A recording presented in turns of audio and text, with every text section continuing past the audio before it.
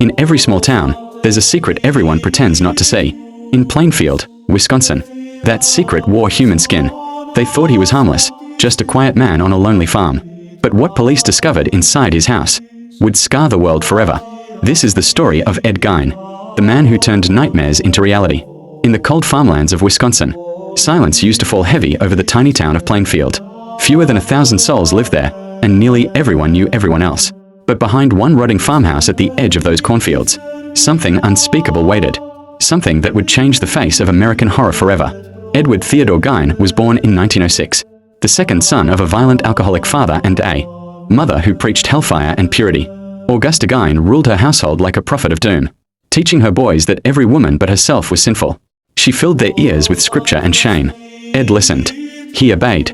He watched her every move with the devotion of a worshipper.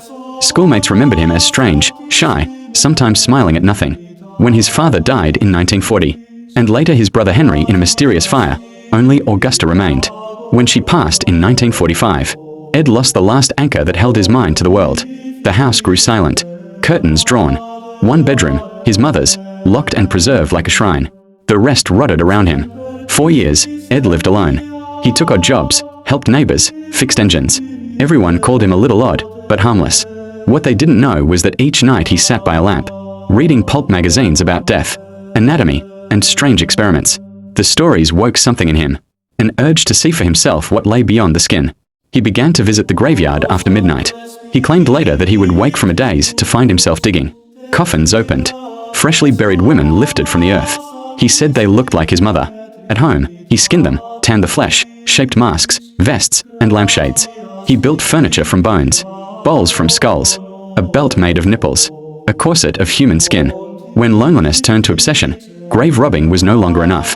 In 1954, tavern owner Mary Hogan vanished without a trace. Her bar closed early that night, a smear of blood on the floor. Locals gossiped but soon moved on. 3 years later, on November 16, 1957, hardware store owner Bernice Worden disappeared. The last receipt in her register bore one name, Ed Gein. Police drove to his farm. The front door was locked, the back unlatched. Flashlights cut through dust and cobwebs, and froze.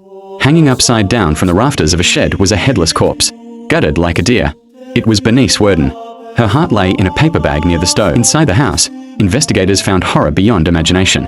Chairs upholstered in human skin, masks nailed to the walls, a showbox of noses, a collection of skulls on bedposts. In a paper sack, Mary Hogan's face. It was as if the house itself had become a museum to madness. When questioned, Gein spoke softly, politely, even smiled. He confessed in fragments how he robbed graves, how he tried to make a woman shoot so he could become his mother, even how he danced in the moonlight wearing her skin. There was no rage, no guilt, only a strange calm, like a child explaining a game. Psychiatrists later called him schizophrenic, psychotic, a man whose mind collapsed under loneliness and loss. He said he never meant to kill Bernice Worden, that the gun had gone off by accident. Whether accident or not, 2 women were dead and the graves of at least 9 others violated. The trial was short. In 1968, Ed Gein was found not guilty by reason of insanity and sent to Central State Hospital for the criminally insane. He lived quietly, reading magazines, tending gardens, smiling to staff who called him Eddie. The house that birthed his nightmares burned to the ground before it could be sold.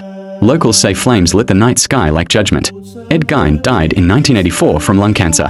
At his funeral, curious strangers stole bits of his tombstone as souvenirs. Even in death, the world could not look away. But the legacy of his crimes outlived him. His story seeped into popular culture. Psycho's Norman Bates, the Texas Chain saw Massacre's Leatherface, The Silence of the Lambs Buffalo Bill, all born from the farmhouse in Plainfield. Each retelling made him larger, yet none captured the quiet reality, a lonely man, shaped by fear, religion, and isolation, who turned his grief into horror. To this day, questions linger. Did he kill more than 2? Did he consume flesh? The evidence says no, but myths thrive where truth is unbearable.